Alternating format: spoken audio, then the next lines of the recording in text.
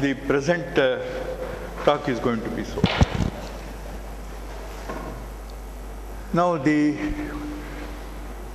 you see, there are three ways in which any subject can be understood. One is intuitive beginning, next is practical applications and experiences, and thirdly, rigorous mathematical approach. I think Professor Mitter has given a very rigorous approach to the whole thing, and I will try my best to see how much of it can be looked at from the point of view of intuition and the practical things, which later on, whenever you evolve something, it can be cast in a very rigorous mathematical framework.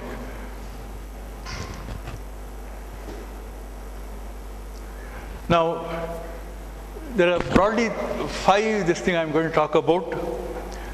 The principles and applications filter, a brief formulation, and importance of tuning based on the filter statistics P0, Q, and R, and tuning based on a Kalman constant gain approach. Now, actually, one can look upon the Kalman filter as any other physical theory. It has got three broad constituents, that is, intuitive beginning, practical or experimental observations, applications, and the rigorous framework of mathematics. It just randomly can keep going all through this. That's the way it is. And one nice way of looking at this Kalman filter is to conceptually change, capture, and correct. If there is one thing in life that doesn't change, it is change, as many of you know. So change always occurs for whatever reason which is not under your control, neither modelable. Then you have to capture, you have to do some experimental observations and then correct for it. This particular thing seems to be going all through. Now, there are many definitions of Kalman filter. If you look at textbooks, you will get as many definitions as the number of books. But one way is assimilating the measurement information with uncertain system and measurement models based on probabilistic weighted linear addition of predicted state and measurement data to adapt both the state and measurement models in a statistically consistent way. And another interpretation of Kalman filter is expanding knowledge by assimilating newer information in a meaningful way. It would be nice to recall what Professor C.R. Rao, the well-known statistician, has said about this thing. All knowledge accumulation or gain is all statistics. So if you accept that, the Kalman filter you can consider it as the analysis of the random process, that is time-dependent random process, the random process. Then you are analyzing it in a sequential way. That's one easy way of looking at it. And some of the problems handled by the Kalman filter. One of the earliest use of Kalman filter has been Apollo mission. And the talk is going to be about the filter tuning. Actually, as soon as the Kalman filter was proposed, everybody was very happy. There was sort of euphoria, but it was immediately followed by a depression because they did not know how to feed the statistics. If you don't feed the right statistics, it is just like giving a design, okay, you do this, this, this. But how much value? If you want to build a house, you say the door size, window, everything should be there. But what is it you are going to provide for so that it makes meaning and use? So it is a formal solution, but not a practical solution. So that is the thing. Even today, it continues, and obviously so. So the filter parameters have to be tuned. This is P0, Q, and R, the initial state covariance, the process noise, and the measurement noise. You have to tune it. In case the problem is, today the problems are such that you never know any of this. You have to derive everything from your measurement. That's the situation. And this is basically an optimization problem. After all, if you got a data, you want to model it. You want to assimilate the information. You want to extract the juice or the information from it and then model. So this is an optimization problem. How to best to match your model with the measurement. And this optimization problem is not like the regular optimization problem, the Kalman filter, wherein you are given a certain function, minimize it. This contains all random variables and the statistics. And it is a time-evolving optimization problem wherein the data keeps on flowing, your cost function keeps on changing, your structure of the state and measurement equations keep on changing, the parameters keep on changing. So everything is changing.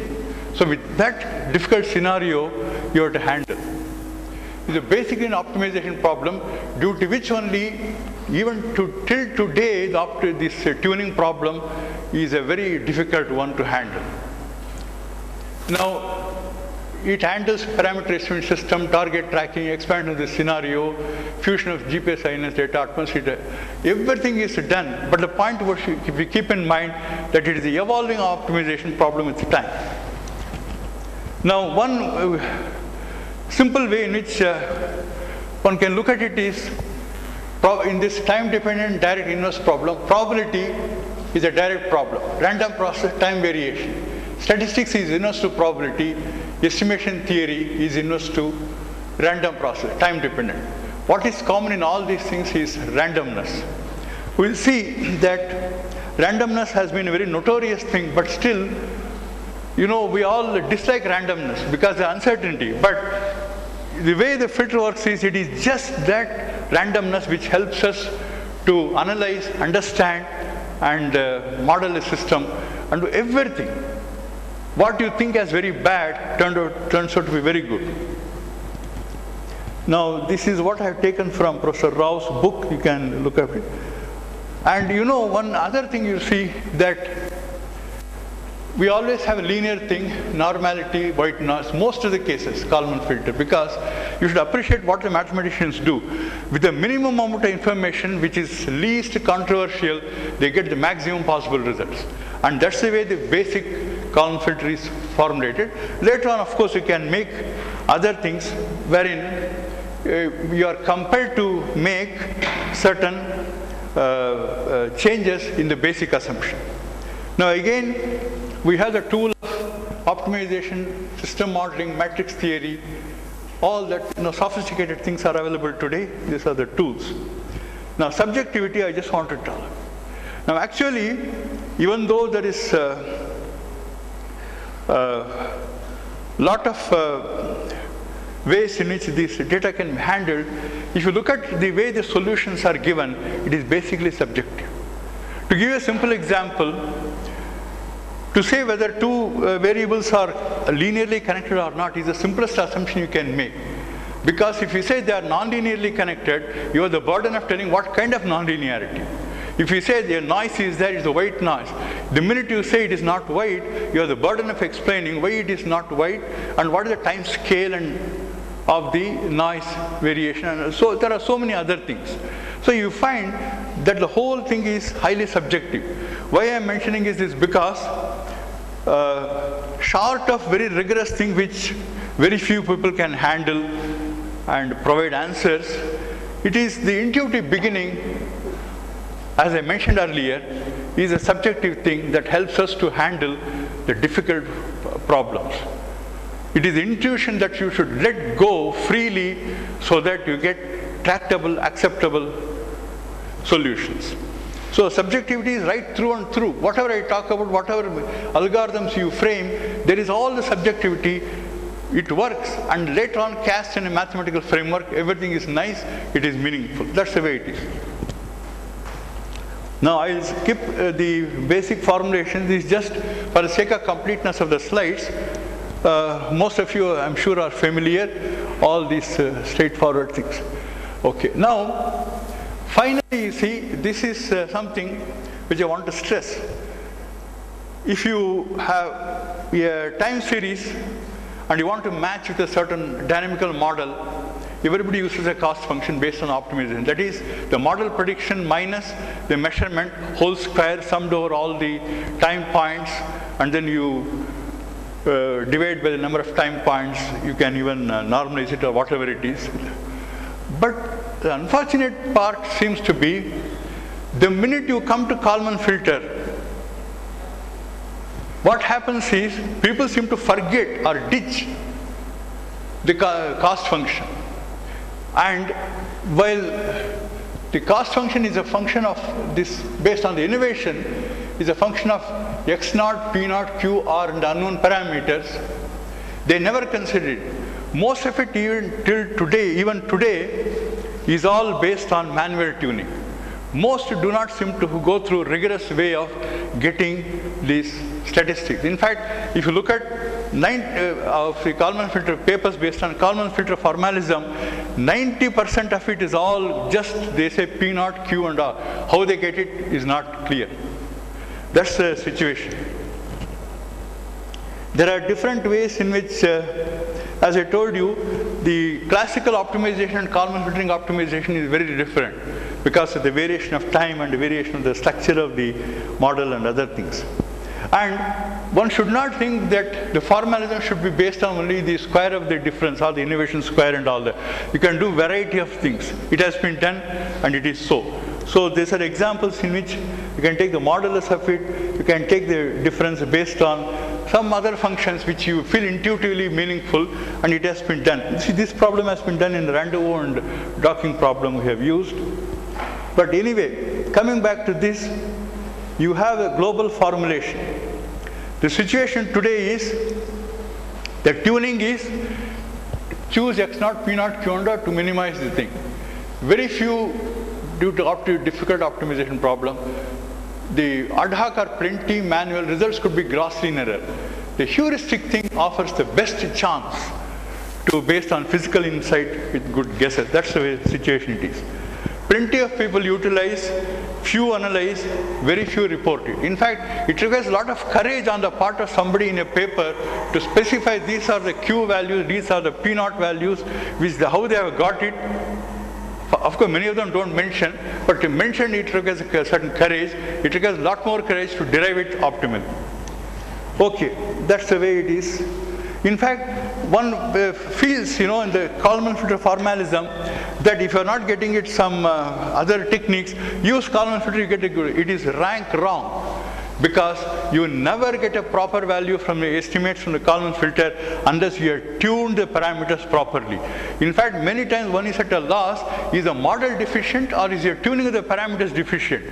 You just don't know where is the fault. So don't think that Kalman filter is a panacea for all your problems, unless you know how to tune it best and then say this is the best possible tuning for this model and therefore it works or doesn't work, you don't come to the conclusion. Tuning is still the problem. In fact, Kalman, after 1960, as I told you, the euphoria followed by a depression. By the time the Gill's book in 1974, most of the approaches, application, numerical procedures were in place. But the tuning of the filter study had not matured to a level for routine use. One has to tune it, and even today it is done manually. Now, this triplet of P naught, Q and R, I would like to quickly say, R is not the difficult thing, measurement noise, because by looking at the trace of it, you can make something. And even if you are in error in estimating it, it doesn't hurt the filter performance. The P naught is very tricky. In fact, in the literature, people have come to feel that you use a large value of P naught for all the state variables and I think keep going. But we have seen that, we have shown that if you use large values of P naught uniformly or anything like that, it need not give a proper values. There are difficulties. The P naught, people had not understood. It is important for a child who has deficient or overdose components and nutrition when young, will have some shortfall even with appropriate nutritious food later on in life. See, if you have done some mistake in the beginning, in the transient, it is felt also in the steady state. It is not, I will show the results. The tuning of Q is the most notorious thing. But as I told you, that we have to shape it properly, and even though you have to shape it for a variety of applications of deriving the inputs to it and doing various tasks, even the dynamics is not known, how to handle the unknown dynamics, Q is useful. It is just like, thinking that a certain person is extremely bad. It takes years for you to understand later what a nice person he is, so useful. People have grossly misunderstood. That's the way the Q is. You see, and the Q is used for wherever you do not know the dynamics, Newtonian laws or electromagnetic laws, anything is not known, you just use the Q and keep going there in a kinematic approach. Now, the thing is, people have been struggling with PQR. They can all be traded for K, because finally, it is when you use the update, it is the gain alone that matters. It is combination of this P naught, Q and R. So K is a good variable. And you see, another great advantage of using the Kalman gain as unknown variable to optimize is that your covariance equations are completely removed. You see here, there are 5 steps in a Kalman filter broadly: state propagation, covariance propagation, gain calculation, state update, covariance update. In the usual statistics, all of them, yes. If you use gains, these two go away. The state is n, the covariance is n square. The n square calculations go off. You have to deal only with the k. Only the Kalman gain, the basic equation you have, the harassment of the covariance equations are completely removed under time. And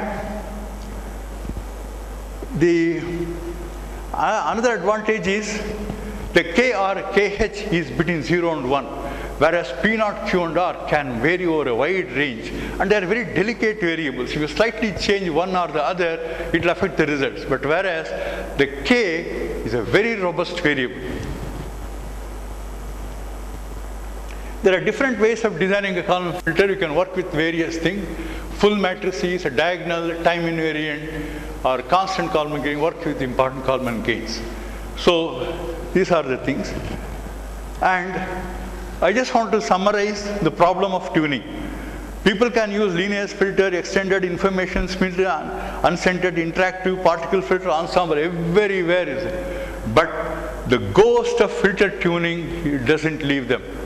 If anybody says he need not tune, he can get away with approaches. No. Any approach has the problem of the ghost of filter tuning. Now, I'll give a few examples for the statistics being used for tuning, and another example for working with the gains. Now, exact solutions are very difficult. It is actually as good as solving the full problem. Heuristic things are there. Now, the earliest thing seems to have been done by Meyers and Tapley to refer to R and Q. In fact, it is surprising that today, most people working in Kalman filter do not seem to know this well-known paper by Meyers and Tapley to heuristically estimate R and Q. Later, James and myself showed the importance of P naught for parameter estimation and gave a recipe. So that is complete. Now, this is the flow chart for this, evaluating iteratively the P naught, Q and R in parameter estimation problems, so that you get the fully tuned filter. Now, how it is done is, there are a number of things which occur. The state before update, after update, covariance before update, after update, a variety of things are floating around the Kalman filter. You use some of them and then show that it works well. The R estimate is that, Q estimate is, and P naught is the inverse of the information matrix. Now, I'll give a simple example of what is the importance of P naught. Now, you see, this is a simple problem in the book by Candy. Very simple problem. All the noise characteristics, process noise, everything is given. If you use it, that's the way you get the A1 and A2. The error and the Kramer-Rao bound, they are not matching. A consistent filter in which is that what the propagation, the covariance shows should match with the ensemble characteristic, which is represented by CRB. But that doesn't happen. But you see, if you use the information, the inverse of the information matrix for P naught, it works well and it is consistent with CRB. That means you have tuned it properly. Now, I'll give another example of an airplane. I quickly go through. You don't have to necessarily know all this, but I want to mention here, if you look at a Kalman gain, which is one of the byproduct of your filter, they all tend to a certain constant, some important, for these parameters, they tend to a constant. And this gives a clue to you that you can certainly tune the filter using the constant Kalman gain, though not it may be optimal, because what you have not done optimally using P0, Q and R, there is nothing wrong in using the K, which is non-optimal. However, you can use this as a first step in optimizing the cost function, and then iteratively improve the values of the Kalman gain. And this you can use it in a real-life scenario for difficult problems. And that's the way the parameters changing. Now you see, if you don't use the inverse of the information matrix, that's the behavior of typical parameter estimates. But if you have used it, wherever they start from, they converge. You see, the convergence is not very good. But if you use the inverse of the information matrix, they make meaning. So you can produce a paper by just showing you start here, you end up there, and that's a good result. But the correct thing is elsewhere. You must tune even the P0, the so-called thing is very, very important. That is another typical example of the importance of P0. Okay. Now, I will give an example of the Kalman filter based on the gain approach. As I told you, I have traded the statistics to gains, because that's what it is going to affect the update. Now, in fact, it is very interesting that in ancient Indian astronomy, people wanted the location, position of the various celestial objects for the rituals. And that they did by making consistent things. They went on making, they observed a change, they measured, corrected for it. This has been going on. This is a wonderful paper by Billard in 1977 in the Indian Journal of History of Science, wherein he talks about the way they went on correcting it. You see, this is just like the Kalman filter operating. See, today the measurement takes hardly any time. There they took years for the measurement. And the quantities changed in a fraction of a second. There it didn't change for 50 years or a century or 2 centuries. So they did make, so their concept that they had understood there is a change, you should capture and you should correct. They had done it very, very correctly. The conceptual basis, they had very correctly understood. So I don't know whether you should call the change, capture and correct as Kalman filter or Kerala almanasis. Anyway, there are many other claimants for that. Even around the time of Kalman, at least half a dozen people have published papers before Kalman on filtering. But of course, a clean, neat way of giving the whole thing, the credit has to be given to Kalman. Now you see, what they did was, the updated planetary parameter, earlier planetary parameter, some quantity, measured position, predictor position. So the parameters they changed by observing the positions. Now you can call this some quantity as a Kalman gain, and note that the different measured quantity longitude is different from the updated quantity, which is the number of revolutions in a yuga or a certain time frame. This is as in many present-day Kalman filter applications. So they measured one variable, corrected another variable. Now you may say it is pure chance. No. You see here that eclipses, traditionally known as well as those currently observed, ought to be studied.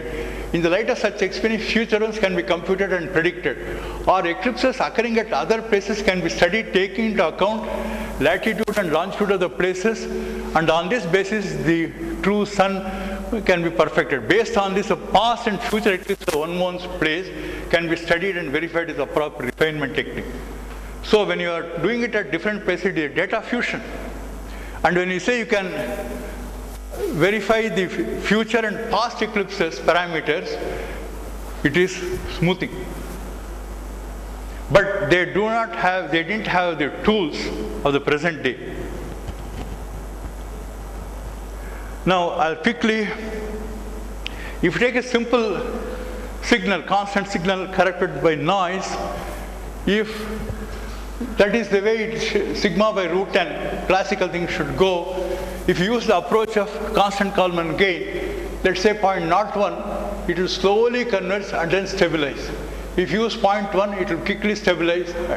So transients are short, steady state results are more erroneous, less accurate. So that's the way it behaves for a constant Kalman gain. For a simple case, you can understand many things in. That's the reason I gave. I mean, it works. Now, I'll give another example wherein a state, the dynamic system is, it stays in the same place, it no update. But only based on the measurement, you update with a certain Kalman gain. See this is the dynamics. This is the track. You can see here the difference between the two for gain 0 is this. This is the dynamics, this is the error, because you are not updating anything. Kalman gain is 0, you don't learn anything from the measurement. Next is, when you have the Kalman gain 0.2, it starts going closer. When it is 4, 0.6, everything. So you see here, when just work with the gains alone, you will start not only tracking it equal to measurement, but filtering the noise. That's what is happening here. That's a typical case of, and if you have one Kalman, you are just following measurement, you are not filtering in the noise. Now the last example which I want to give concerns the space debris. Now the space debris is a sort of remnants of the space activities of various nations. That's a typical thing. Now I will not go through these slides except to say what the problem is. See, to track something like tens of thousands of these space debris objects is a very difficult task. But you can club them all into certain semi-major axis, eccentricity, and the ballistic coefficient. With this variable, you can track. That is less number. It is similar to what we have in fluid dynamics. In fluid dynamics, pressure, density, and temperature. You see, there are lower order moments of this, and up to 2, you stop there. You are not following the particle trajectory of everyone, but a lower economic description of the state is there. And similarly, we have used the so-called, instead of thousands of debris, we have used hundreds of debris which are equivalent in character. A and E, the semi-major axis and eccentricity. And what is inferred is another quantity, that is the ballistic coefficient. The ballistic coefficient refers to CD by M. CD is the drag coefficient, A is the area, M is the mass. If the mass is very large, the ballistic coefficient is very small, and it doesn't change. You know, it takes millions of years for it to. But if the ballistic coefficient is large, it comes down very fast. To keep track of all this, to make a simplified analysis, we have used the constant gain Kalman filter. We never approach this thing, and by the simulation process, we could actually make a compressed thing, so-called equivalent fragments and equivalent ballistic coefficients, which are in these bins. This is the A and log E. And here, of course, you should know the correct way of, the efficient way of E is not just E alone, but logarithm of the eccentricity. We did it, and these are the variables, A, log E, and log B. And what is the difficult problem here? The point is, you do not know the density properly, rho of the air. You do not know the drag coefficient because it depends on the surface interactions, the gas surface and all that. You do not know the projected area. It can be tilting, it can be doing certain changes and all that. So name anything, there is an uncertainty. And if you want to propagate, the other effects are there. You can take up to J2 into account, that is the second order gravitational anomaly. But all the other things, what do you do? So everywhere there are uncertainty, unmodeled, unmodelable. So many things. You know, people can question, have you modeled the radiation? Have you modeled the sun, moon? Have you modeled anything you can say? Everywhere there is completely this thing. So all these unmodeled, unmodelable things are dumped in the so-called process noise. And that process noise goes on to your Kalman gain. If you want to put it in terms of the process noise, it is very difficult. But if you want to work with the Kalman gain, it is a more robust way. You change Kalman gain by a few percent, it doesn't hurt. But you change the statistic by a few percent, it hurts the filter. That's what we have achieved in this. Now, I will not go into the complex thing, but it is there in our paper. But all that I want to tell is, you measure all the time in A, E, that slot, how many particles are there. with these measurements, you are able to update another quantity which is not kinematic like A and E, but a dynamical quantity, that is the ballistic coefficient. And it is the ballistic coefficient which helps you to track. Now, all the details, there are about 200 gains we had to tackle, equivalent of 1,000 fragments. We had it as 100 EQFs, and it took about 100 hours in a MATLAB environment. But the point is, once we had done it for a certain scenario, the same gains could be used in another complex scenario, and it did work. That's what we have proved. You solve the problem of the Kalman gain in one difficult scenario, but use the same thing in another scenario, it works. So it is a very robust thing. That is, a variety of situations it can handle with ease, whereas if you want to handle it through the process noise, you have to keep on tuning the process noise for every one of those problems. That's what it is. I will not bother you with all of it, except these figures. You can see here that the true is the dot, and no update. You see, this solid line is the filter. Of course, there are very few fragments, it won't work there also, but whenever there are large number of fragments, it works very well. That's all you have to know. The number is small and other things. So any number of cases you can see, it works very well. If it doesn't work, the number of debris are small. That is numerics, you can't help it. So you can see here, all these, there is both, if you use both the number density update and the ballistic quantity update, things are even better. And that's a behavior of the Kalman gain. Usually it is between 0 and 1 if you have measured a state. If you have not measured a state, the K can be outside 0, 1, it can be negative or all that. Now in the last case, you can see here that whenever there is another breakup, it starts falling very rapidly. See, what is to be understood is, once you have tuned the filter for one scenario, it works reasonably well in other scenarios also. That's what it is. After doing all these things, we have also demonstrated that in a typical real world scenario also, it matches very well. The moral of the story is that if you work with the variable of Kalman gain, it seems to be more robust in handling your problems than the statistic which you have to keep on tuning every year.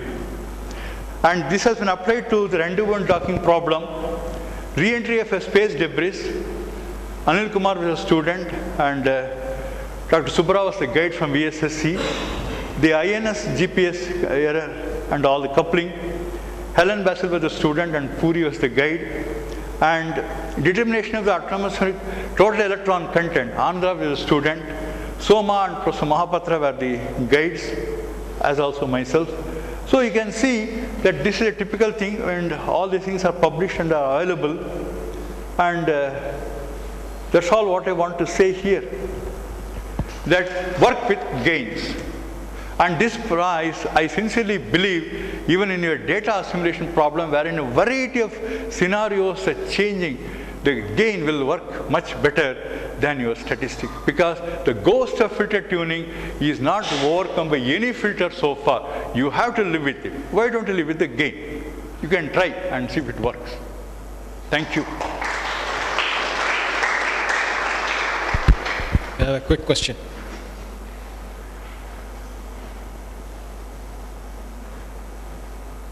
Okay.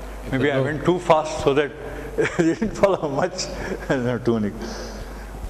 In any case, thanks very much for the thought-provoking talk. Let's go for tea.